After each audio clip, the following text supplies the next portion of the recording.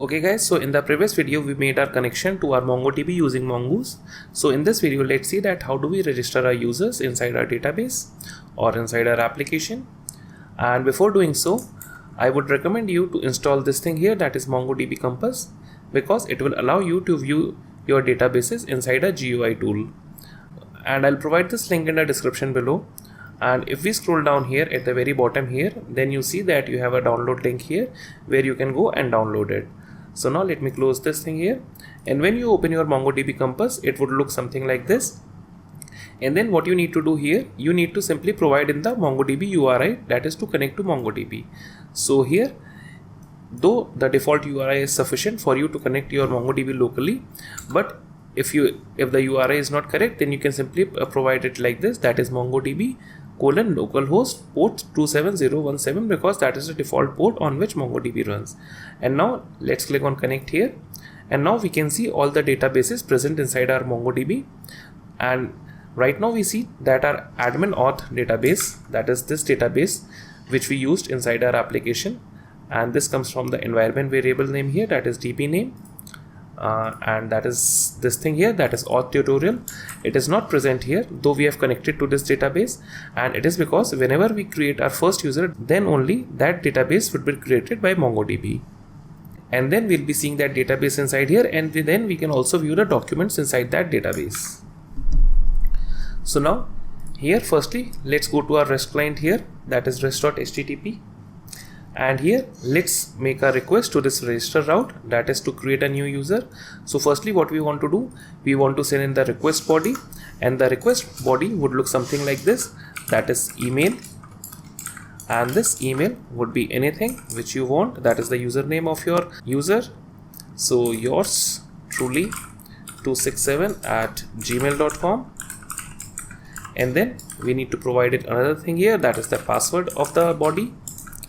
And the password would be, let's say for now, 1234. And we need to provide in one more header type here, and that is the content type of the request.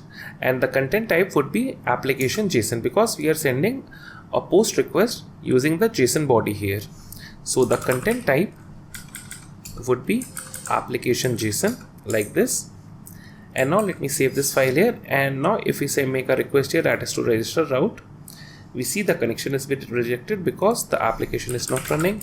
So let me start the application here, and now let's again make a request here, and we see that we are hitting the register route.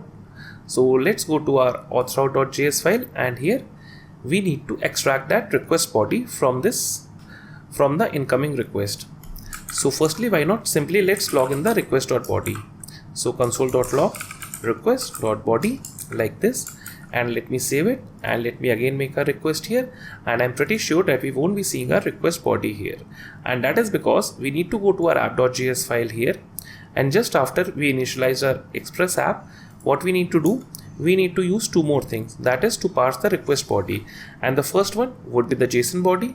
So app.use express.json like this, that is to parse the request body coming in JSON format. And then if the client is using the form URL encoded data, then what we can do, we can use this thing here, that is app.use express.url encoded. And here we need to pass in one parameter, and that is extended to be true, so that your API can handle both the type of cases, that is whenever a JSON request body is coming or whenever a form data is coming. So now let me save this application here, and now let's go to our register client, and now let me send a request, and here we see that we are getting the log statement here, that is the request body here. So let's go again to our auth route here, and now what we want to do, firstly we want to remove this thing from here, that is the default response which we are sending. And now whatever we will do inside any of the routes, we will do it inside the try and catch block, so that we can simply call next inside the next with the error parameter inside the catch block, so that that error would be handled directly by this error handler here, that is this error handler. So let's go here again. So let's create a try catch block here, and now inside the catch block we would simply call next with the error parameter, because this next would directly call this thing here, that is this block here, that is the error handler. So now let me remove this log statement from here. So firstly, what I'll do, I want to extract the email and password from the request body. So we can use destructuring here. So const email comma password equal to request dot body, like this. And then what we want to do, firstly we want to check if any of the things is not present inside the request body, and if email or either password is not present, then we would send back an error here to the client. So firstly, let's check if not email or not password. And mind you guys that this code will be changed in future when we'll be using a GUI validation schema, but for now let it be so. So if the email doesn't exist in our request body or the password doesn't exist in our request body, then we simply want to throw an error, and that error would be catched by this catch block here.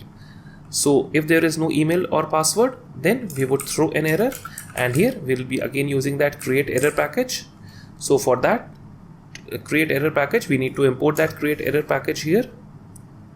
So, or we need to require that, not import. So const create error equal to require http errors, like this. And here we simply throw an error by creating an error of bad request, like this. So now let me save this application, and just to prove you that this is working, so let me go to our REST client here, and here what I'll do, I'll remove this email from here, and now I'll make a request here. So we see that we are getting this bad request thing here because that is being cached by our this catch block here, because we are throwing this error, that is the bad request error, and that is cached by this catch block here. So now this time what we'll do, we'll remove the password from here, and let's make a request here, and again we are getting this bad request here. And as you see here, that is inside the console, we are also getting these log statements here, and this is because of Morgan which we are using inside app.js. So now let's put that password back, and now let's go back to our auth route.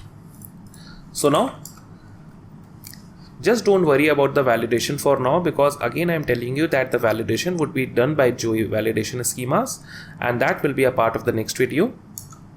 So firstly, now what we want to do, firstly we need to check whether the user with this email is already registered in our database. So for that, what we need to do, firstly we need to import the user from our user model. So const user equal to require, and from which models we need to go up one folder, and then we need to go to the models folder, and then we need to require this user model here. So now what we need to do, we need to check if the user exists there inside our database. So we can simply use async and await here. So await user dot find one, and here we need to provide in the query here, and the query would be email, and the email would be email, like this. And now we need to store it somewhere. So let's create a const variable here, that is does exist, and I think okay. So now if does exist, then what we want to do, we want to again throw an error that would be cached by our catch block, that is throw create error, and this time we would say conflict. And here we can also pass in some custom message here, and the conflict would be that this email that is coming from the client is already been registered, like this. And if the user doesn't exist, then we can proceed ahead. So now what we can do, we can simply create a new user. So we can say const user equal to new user, and here we can pass in the parameters here, that is the email and password. So email would be email and password would be password, like this. And you see that I am not using email colon email and password colon password, because the key and values names are same. So that is why we can use this thing here. And now what we can do, we can simply save the user. So const saved user equal to user dot save, like this. And before this we need to use await because it takes some time to save the user. So what we can do now, we can simply send back the saved user to our response here. So response dot send saved user, like this. So let's save this application and let's go to our REST client here and let's make a request here. And this time we see that we are getting back the user object here that is saved inside our database, and we are sure because we have an ID here that is not provided by us, and the email is email and password is password, and we can verify this inside our MongoDB Compass. So let's refresh it, and now we see that our auth tutorial database is here. So if we click here, we have a collection called users, and if we open this collection, we see that this data has been inserted inside our database, that is with this email and password. So now let's try to make the same request again, and this time we'll be getting the conflict error. So let's make a request here, and this time we see that the status code is 409, that is conflict, and we get a message back here that is yours truly 267.com is already been registered. And we can also prove this by refreshing this thing here, that is our users collection here, and we see that there is no other user created by the same ID here or by the same email here. And one thing more, when we created our user schema using Mongoose, we provided email with a lowercase to be true, and that is because if we go here and if we change it to in caps, that is in caps, so yours truly. And now let's make a request again. So this time again we are getting the same thing here, though yours truly is in caps here, but the saved user is in lowercase, and that is handled by this thing here, that is this user model here. That is, we have provided this email to be converted to lowercase when it is saved. So that is the reason of providing this lowercase to be true.